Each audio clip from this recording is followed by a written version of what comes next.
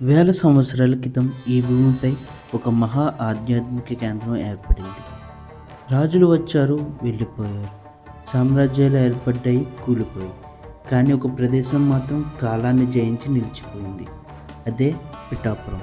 ఈ వీడియోలో మనం పిఠాపురం గురించి పూర్తిగా తెలుసుకోబోతున్నాం. పిఠాపురం పురాతన కాలంలో పిష్టాపురం అని పిలువబడేది. ఇది మొదటిసారి క్రీస్తు శకం సుమారు 350 సంవత్సరంలో ప్రస్తావించబడింది.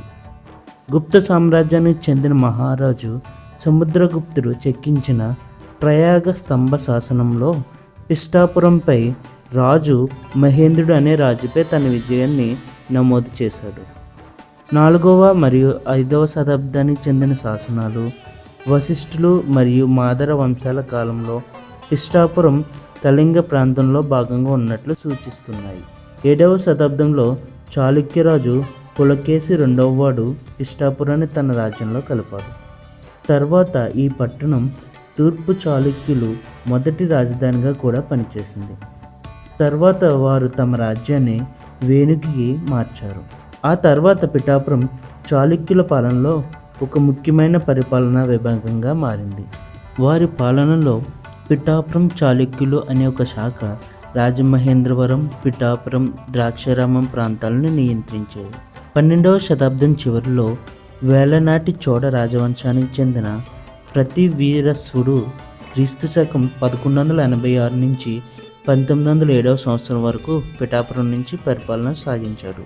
క్రీస్తు శకం 1186 నుంచి 1391 వరకు ఉన్న శాసనాలు కోనరాజులు మరియు రెడ్డి రాజుల పాలనలో కూడా ఈ ప్రాంతం ప్రాముఖ్యతను తెలియజేస్తున్నాయి. పిఠాపురం కేవలం చరిత్రలో మాత్రమే కాదు, పురాణాలలో కూడా ఒక పవిత్ర స్థానం పొందినది. స్కంద పురాణంలో పిఠాపురాన్ని పీఠికాపురంగా ప్రస్తావించబడింది.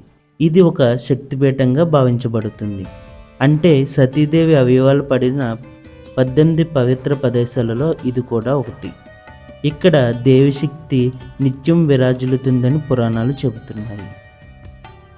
పిఠాపురానికి హృదయం లాంటిది శ్రీ కుక్కుటేశ్వర స్వామివారి క్షేత్రం.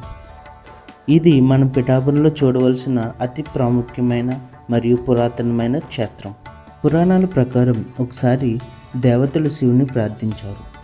అప్పుడు శివుడు కోడి రూపంలో ప్రత్యక్షమయ్యాడని చెప్తారు. కోడి అంటే కుక్కుటం. అందుకే ఇక్కడ స్వామివారిని కుక్కుటేశ్వరుడు అని పిలుస్తారు. ఇక్కడ లింగం స్వయంభూ, అంటే ఇది మనుషులచే నిర్మించబడింది కాదు, ప్రకృతిలోనే వెలిసింది. ఉదయం సుప్రభాతం నుంచి రాత్రి ఏకాంత సేవ వరకు ఇక్కడ జరిగే ప్రతి పూజ ఒక ప్రత్యేక అనుభూతిని అయితే ఇస్తుంది. ఈ స్వామివారి ఆలయం ముందే మనకి ఒక కోనేరు అయితే కనిపిస్తుంది. దాన్ని ఇక్కడ పాదగయగా వర్ణిస్తారు. మన జీవితంలో మనకు కనిపించిన ఒక బంధం ఉంది. అది మన పూర్వీకులతో ఉన్న బంధం. ఆ బంధాన్ని గౌరవించే ప్రదేశమే ఈ పాదగయ. పురాణాలలో చెప్పబడిన ఒక ముఖ్యమైన కథ గయాసురుని గురించి. గయాసురుడు అనే రాక్షసుడు ఉండేవాడు. గొప్ప తపస్సు చేసి దేవతలను ప్రసన్నం చేస్తాడు.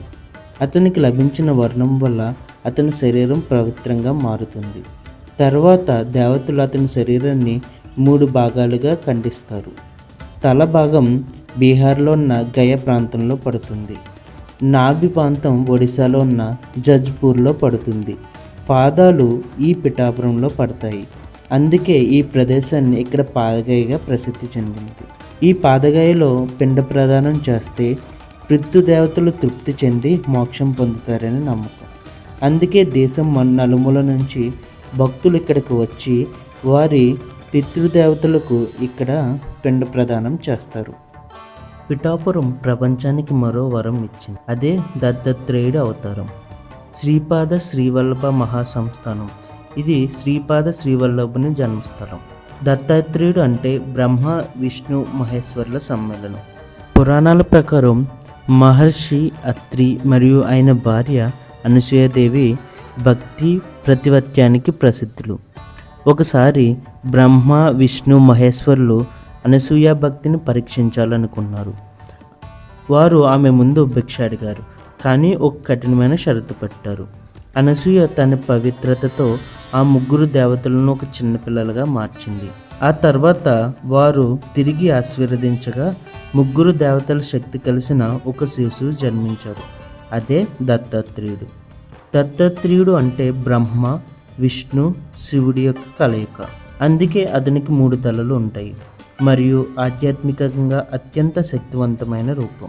దత్తాత్రేయ మొదటి అవతారమైన శ్రీపాద శ్రీవల్లభుడు ఈ శ్రీపాద శ్రీవల్లభ మహాసంస్థానంలోనే జన్మించాడు.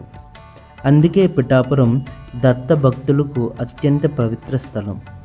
ఈ ప్రాంతానికి మహారాష్ట్ర నుంచి ప్రతిరోజు వందలాది మంది భక్తులు ఇక్కడికి వస్తుంటారు. పిఠాపురంలో ఉన్న ప్రతి ఆలయం ఒక కథ చెబుతుంది, కానీ వాటిలో ఒక ఆలయం మహాభారతంతో అనుసంధానమై ఉంది. అదే కుంతి మాధవస్వామి ఆలయం. పురాణాల ప్రకారం పాండవుల తల్లి అయిన కుంతీదేవి తన జీవితంలో ఎన్నో కష్టాలను ఎదుర్కొంది. ఆ సమయంలో ఆమె ఈ ప్రదేశానికి వచ్చి శ్రీ మహావిష్ణువును ప్రార్థించినట్లు చెబుతారు. ఆమె భక్తి విశ్వాసానికి మెచ్చిన విష్ణువు ఇక్కడ మాధవస్వామిగా స్థిరపడ్డారని నమ్మకం. అందుకే ఈ ఆలయానికి కుంతి మాధవ అనే పేరు వచ్చింది. ఈ ఆలయం చాలా ప్రాచీనమైనది. చాలామంది చరిత్రకారులు దీన్ని చాళుక్యుల కాలానికి చెందినగా భావిస్తారు.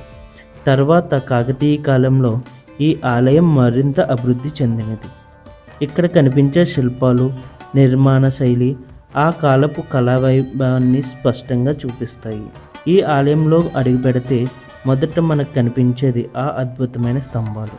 ప్రతి స్తంభంపై చెక్కిన శిల్పాలు, దేవతలు, పురాణ కథలు, యోధులు. ఇది కేవలం ఆలయం కాదు, ఇది ఒక శిల్పకళ గ్యాలరీ. ఇక్కడ వాతావరణం చాలా ప్రశాంతంగా ఉంటుంది. గంటల శబ్దం, మంత్రోచ్చరణలు మన మనసులో ఒక ప్రశాంతతను కలిగిస్తాయి. ఇక్కడ కొద్దిసేపు కూర్చుంటే మన ఆలోచనలు కూడా నెమ్మదిగా మారిపోతాయి. ఈ వీడియోలో మనం చూసిన అన్ని ప్రాంతాలను కవర్ చేయడానికి మనకు ఒక రోజు అయితే సరిపోతుంది.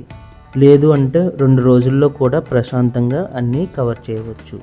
అంతేకాకుండా పిఠాపురంలో మనకి అతి తక్కువ రేట్లోనే రూమ్స్ కూడా అవైలబుల్గా ఉంటాయి. అందువల్ల మనం ఒక రోజు ఇక్కడ స్టే చేసి ఈ ప్లేసెస్ అన్నీ ఈజీగా కవర్ చేయొచ్చు.